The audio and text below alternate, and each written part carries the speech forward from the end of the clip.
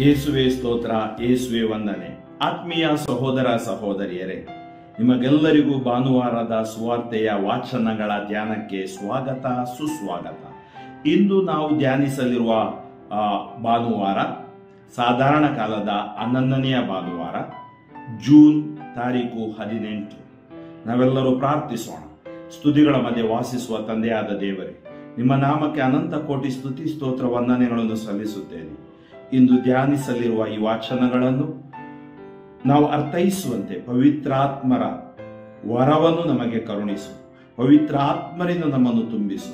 ಈ ವಾಚನಗಳು ನಮ್ಮ ಆಧ್ಯಾತ್ಮಿಕ ಜೀವನವನ್ನು ಬಲಪಡಿಸಲಿ, ಸೌಖ್ಯವನ್ನು ತರಲಿ. ಮಾತ್ರವಲ್ಲ, ಭಾನುವಾರದ ದಿನದ ಆರಾಧನಾ ವಿಧಿಗೆ ನಮ್ಮನ್ನೇ ಸಿದ್ಧಪಡಿಸಿಕೊಂಡು ಹೋಗಲು ಬೇಕಾದ ವರವನ್ನು ಕರುಣಿಸಲಿ. ಯೇಸು ನಾಮದಲ್ಲಿ ಪ್ರಾರ್ಥಿಸುತ್ತೇನೆ, ಆಮೆನ್. ವಿಮೋಚನಾ ಕಾಂಡದಿಂದ ವಾಚನ, ಅಧ್ಯಾಯ 19, ವಾಕ್ಯಗಳು 2-6. ಇಸ್ರಾಯೇಲರು ರೆಫೀದೀಮನ್ನು ಬಿಟ್ಟು ಆ ಮರುಭೂಮಿಗೆ ಬಂದು ಅಲ್ಲಿನ ಬೆಟ್ಟಕ್ಕೆ ಎದುರಾಗಿ ಇಳಿದುಕೊಂಡರು.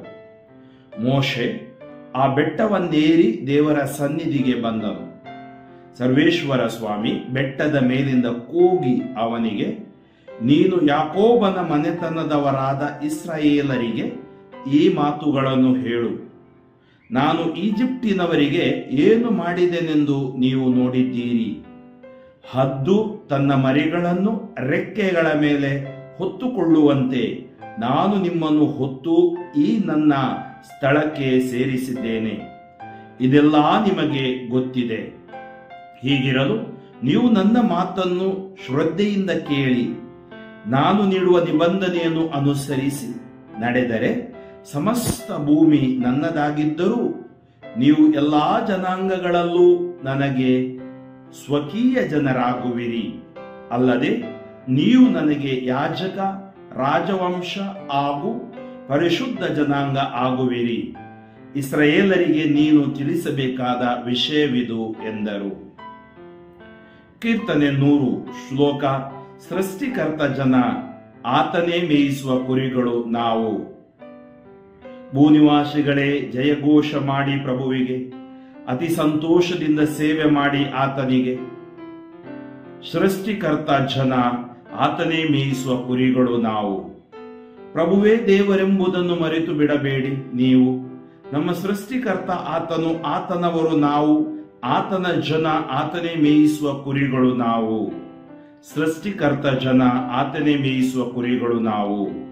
ಹೌದು, ಪ್ರಭುವೆನಿತೋ ಒಳ್ಳೆಯವನು.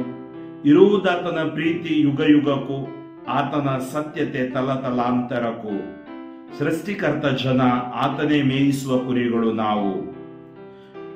ಮತ್ತಾಯನ ಶುಭ ಸಂದೇಶದಿಂದ 2ನೆಯ ವಾಚನ, ಸಂತ ಪೌಲರು ರೋಮನ್ನರಿಗೆ ಬರೆದ ಪತ್ರದಿಂದ, ಅಧ್ಯಾಯ 5, ವಾಕ್ಯಗಳು 6-11. Romans chapter 5 versus 6-11. ಸಹೋದರರೇ, ನಾವು ಪಾಪದಿಂದ ದುರ್ಬಲರಾಗಿದ್ದಾಗಲೇ ನಿಯಮಿತ ಕಾಲದಲ್ಲಿ ಕ್ರಿಸ್ತ ಯೇಸು ಪಾಪಿಗೋಸ್ಕರ ಪ್ರಾಣತ್ಯಾಗ ಮಾಡಿದರು. ನೀತಿವಂತನಿಗಾಗಿ ಒಬ್ಬನು ತನ್ನ ಪ್ರಾಣ ಕೊಡುವುದು ವಿರಳ. ಸತ್ಪುರುಷನಿಗಾಗಿ ಒಬ್ಬನು ತನ್ನ ಪ್ರಾಣ ಕೊಟ್ಟನು. ಆದರೆ ನಾವಿನ್ನು ಪಾಪಿಗಳಾಗಿರುವಾಗಲೇ ಕ್ರಿಸ್ತ ಯೇಸು ನಮಗೋಸ್ಕರ ಪ್ರಾಣ ತ್ಯಾಗ ಮಾಡಿದರು. ಇದರಿಂದ ನಮ್ಮ ಮೇಲೆ ದೇವರಿಗಿರುವ ಪ್ರೀತಿ ಎಷ್ಟೆಂದು ವ್ಯಕ್ತವಾಗುತ್ತದೆ.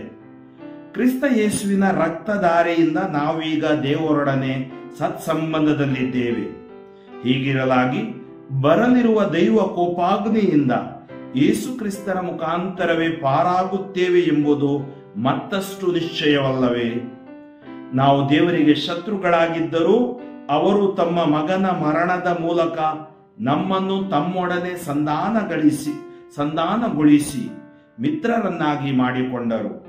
ನಾವೀಗ ದೇವರ ಮಿತ್ರರಾಗಿರುವುದರಿಂದ ಕ್ರಿಸ್ತ ಯೇಸುವಿನ ಜೀವದ ಮೂಲಕ ಉದ್ಧಾರ ಹೊಂದುತ್ತೇವೆ ಎಂಬುದು ಮತ್ತಷ್ಟು ಖಚಿತವಲ್ಲವೇ? ಅಷ್ಟೇ ಅಲ್ಲದೆ ನಮ್ಮ ಪ್ರಭು ಯೇಸು ಕ್ರಿಸ್ತರ ಮುಖಾಂತರ ದೇವರು ನಮ್ಮನ್ನು ಮಿತ್ರರನ್ನಾಗಿಸಿರುವುದರಿಂದ ಅವರ ಮೂಲಕವೇ ನಾವು ದೇವರಲ್ಲಿ ಹೆಮ್ಮೆ ಪಡುತ್ತೇವೆ. ಮತ್ತಾಯನ ಶುಭ ಸಂದೇಶ, ಅಧ್ಯಾಯ 9, ವಾಕ್ಯಗಳು 36 ಹಾಗೂ 10ನೇ ಅಧ್ಯಾಯ 8ರ ತನಕ. ಆ ಕಾಲದಲ್ಲಿ ಯೇಸು ಊರೂರುಗಳಲ್ಲೂ ಹಳ್ಳಿಗಳಲ್ಲೂ ಸಂಚಾರ ಮಾಡುತ್ತಾ ಅಲ್ಲಿಯ ಪ್ರಾರ್ಥನಾ ಮಂದಿರಗಳಲ್ಲಿ ಬೋಧಿಸಿದರು. ಶ್ರೀ ಸಾಮ್ರಾಜ್ಯದ ಶುಭ ಸಂದೇಶವನ್ನು ಸಾರಿದರು. ಎಲ್ಲಾ ತರಹದ ರೋಗ ರುಜಿನಗಳನ್ನು ಗುಣಪಡಿಸಿದರು. ಆ ಜನಸಮೂಹವನ್ನು ಕಂಡಾಗ ಅವರ ಮನ ಕರಗಿತು. ಏಕೆಂದರೆ ಕುರುಬನಿಲ್ಲದ ಕುರಿಗಳಂತೆ ಅವರು ತೊಳಲಿದ್ದರು ಹಾಗೂ ಬಳಲಿದ್ದರು. ಆದುದರಿಂದ ಯೇಸು ತಮ್ಮ ಶಿಷ್ಯರಿಗೆ, ಬೆಳೆಯೇನೋ ಹೇರಳ, ಕೊಯ್ಲುಗಾರರೋ ವಿರಳ. ಈ ಕಾರಣ ತನ್ನ ಕೊಯ್ಲಿಗೆ ಆಳುಗಳನ್ನು ಕಳುಹಿಸುವಂತೆ ಬೆಳೆಯ ಯಜಮಾನನನ್ನು ಪ್ರಾರ್ಥಿಸಿರಿ ಎಂದರು. ಯೇಸು ತಮ್ಮ 12 ಮಂದಿ ಶಿಷ್ಯರನ್ನು ಒಟ್ಟಿಗೆ ಕರೆದು ಎಲ್ಲಾ ರೋಗ ರುಜಿನಗಳನ್ನು ಗುಣಪಡಿಸುವುದಕ್ಕೂ ದೆವ್ವಗಳನ್ನು ಬಿಡಿಸುವುದಕ್ಕೂ ಅವರಿಗೆ ಅಧಿಕಾರವನ್ನು ಕೊಟ್ಟರು. ಆ 12 ಮಂದಿ ಪ್ರೇಷಿತರ ಹೆಸರುಗಳು ಇವು. ಮೊದಲನೆಯವನು ಪೇತ್ರ ಎನಿಸಿಕೊಂಡ ಸಿಮೋನ ಮತ್ತು ಅವನ ಸಹೋದರ ಅಂದ್ರೇಯ, ಜೆಬೆದಾಯನ ಮಗ ಯಾಕೋಬ ಮತ್ತು ಅವನ ಸಹೋದರ ಯೋವಾನ, ಫಿಲಿಪ ಮತ್ತು ಬರ್ತಲೋಮಾಯ, ತೋಮ ಮತ್ತು ಸುಂಕ ವಸೂಲಿಗಾರ ಮತ್ತಾಯ, ಅಲ್ಫಾಯನ ಮಗ ಯಾಕೋಬ ಮತ್ತು ತದ್ದಾಯ, ದೇಶಾಭಿಮಾನಿ ಎಂದು ಕರೆಯಲಾದ ಸಿಮೋನ ಮತ್ತು ಗುರುದ್ರೋಹಿ ಆಗಲಿದ್ದ ಯೂದ ಇಸ್ಕಾರಿಯೋತ. ಆ 12 ಮಂದಿಯ ನಿಯೋಗವನ್ನು ಕಳುಹಿಸುವಾಗ ಯೇಸು ಅವರಿಗೆ ಕೊಟ್ಟ ಆದೇಶ ಇದು: ಪರಕೀಯರತ್ತ ಹೋಗಲೇಬೇಡಿ, ಸಮಾರ್ಯದವರ ಯಾವ ಊರಿಗೂ ಕಾಲಿಡಬೇಡಿ. ಅದಕ್ಕೆ ಬದಲು ತಪ್ಪಿ ಹೋದ ಕುರಿಗಳಂತೆ ಇರುವ ಇಸ್ರಾಯೇಲ್ ಜನರ ಬಳಿಗೆ ಹೋಗಿರಿ. ಹೋಗುತ್ತಾ ಸ್ವರ್ಗ ಸಾಮ್ರಾಜ್ಯವು ಸಮೀಪಿಸಿದೆ ಎಂದು ಬೋಧನೆ ಮಾಡಿರಿ. ರೋಗಿಗಳನ್ನು ಗುಣಪಡಿಸಿರಿ, ಸತ್ತವರನ್ನು ಮತ್ತೆ ಬದುಕಿಸಿರಿ, ಕುಷ್ಠರೋಗಿಗಳನ್ನು ಸ್ವಸ್ಥ ಮಾಡಿರಿ, ದೆವ್ವಗಳನ್ನು ಬಿಡಿಸಿರಿ. ಉಚಿತವಾಗಿ ಪಡೆದಿರುವಿರಿ, ಉಚಿತವಾಗಿ ಕೊಡಿ. ಆತ್ಮೀಯ ಸಹೋದರ ಸಹೋದರಿಯರೇ, ಸಾಧಾರಣ ಕಾಲದ 11ನೆಯ ಭಾನುವಾರದಲ್ಲಿ ನಾವಿದ್ದೀವಿ. ಇಂದು ವಾಚನಗಳನ್ನು ನಾವು ಆಲಿಸಿದೆವು. ಮೊದಲನೇ ವಾಚನದಿಂದ ನಾವು ಧ್ಯಾನಿಸೋಣ. ಮೊದಲನೇ ವಾಚನ ವಿಮೋಚನಾ ಕಾಂಡ. ದೇವರು ಜನರನ್ನು, ಅಂದರೆ ಇಸ್ರಾಯೇಲರನ್ನು ಸರ್ವೇಶ್ವರ ದೇವರು ಬಿಡುಗಡೆ ಮಾಡಿದ ಒಂದು ಸಂದೇಶವನ್ನು ಕೊಡುವ ವಾಚನ. ಈ ವಾಚನದಲ್ಲಿ ನಾವು ನೋಡುತ್ತೇವೆ, ದೇವರು ಇಸ್ರಾಯೇಲರಿಗೆ ಹೇಳುವ ಮಾತುಗಳನ್ನು.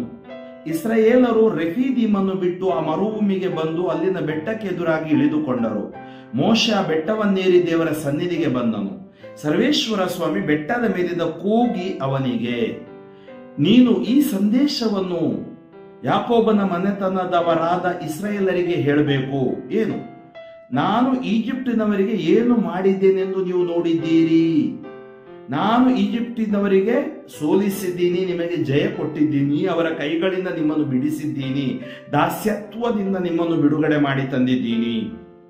ಅದನ್ನೇ ಹೇಳ್ತಾರೆ, ಹದ್ದು ತನ್ನ ಮರಿಗಳನ್ನು ರೆಕ್ಕೆಗಳ ಮೇಲೆ ಹೊತ್ತುಕೊಳ್ಳುವಂತೆ ಹೇಗೆ ಆ ಹದ್ದು ತನ್ನ ಮರಿಗಳನ್ನು ಪ್ರೀತಿಸುತ್ತೆ, ಅದಕ್ಕಿಂತ ಹೆಚ್ಚಾಗಿ ನೀವು ನಾನು ನಿಮ್ಮನ್ನು ಹೊತ್ತು ಈ ನನ್ನ ಸ್ಥಳಕ್ಕೆ ಸೇರಿಸಿದ್ದೇನೆ. ವಾಗ್ದತ್ತ ನಾಡಿಗೆ ನಿಮ್ಮನ್ನು ಬರಮಾಡಿಸಿದ್ದೇನೆ.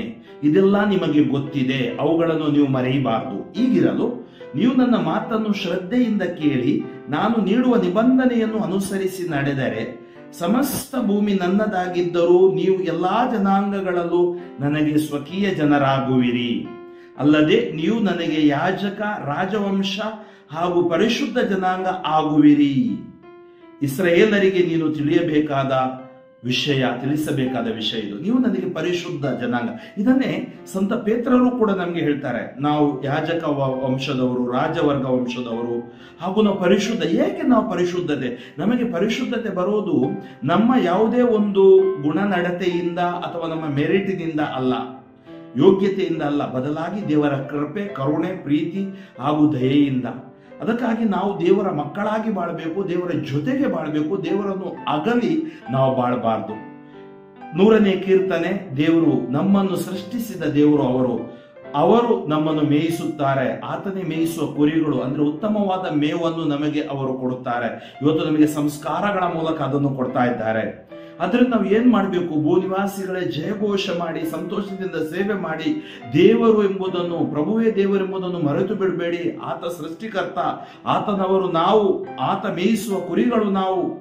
ಪ್ರಭು ಒಳ್ಳೆಯವನು, ಆತನ ಪ್ರೀತಿ ಯುಗ ಯುಗಕ್ಕೂ, ಸತ್ಯತೆ ತಲಾಂತರಕ್ಕೂ. ಇದನ್ನು ಮರೆಯದೆ ಸೃಷ್ಟಿಕರ್ತನನ್ನು ನೀವು ಸ್ತುತಿಸಿ ಆರಾಧಿಸಿ ಮಹಿಮೆ ಪಡಿಸಿ.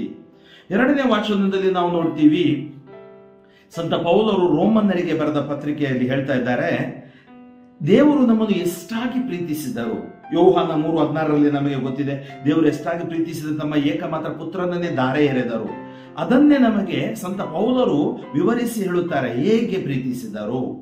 ಸಹೋದರರೇ, ನಾವು ಪಾಪದಿಂದ ದುರ್ಬಲರಾಗಿದ್ದಾಗಲೇ ನಿಯಮಿತ ಕಾಲದಲ್ಲಿ ಕ್ರಿಸ್ತ ಯೇಸು ಪಾಪಿಗೋಸ್ಕರ ಪ್ರಾಣ ತ್ಯಾಗ ಮಾಡಿದರು. ನೋಡಿ, ನಾವು ಪಾಪಿಗಳಾಗಿದ್ದಾಗ ದೇವರು ಯೇಸುವನ್ನು ಕಳುಹಿಸಿದರು. ಅವರು ನಮಗಾಗಿ ಪ್ರಾಣ ತ್ಯಾಗ ಮಾಡಿ ಪಾಪದಿಂದ ನಮ್ಮನ್ನು ವಿಮೋಚಿಸಿದರು. ನೀತಿವಂತನಿಗಾಗಿ ಒಬ್ಬನು ತನ್ನ ಪ್ರಾಣ ಕೊಡುವುದು ವಿರಳ. ಸತ್ಪುರುಷನಾಗಿ ಒಬ್ಬನು ತನ್ನ ಪ್ರಾಣವನ್ನು ಕೊಟ್ಟಾನು.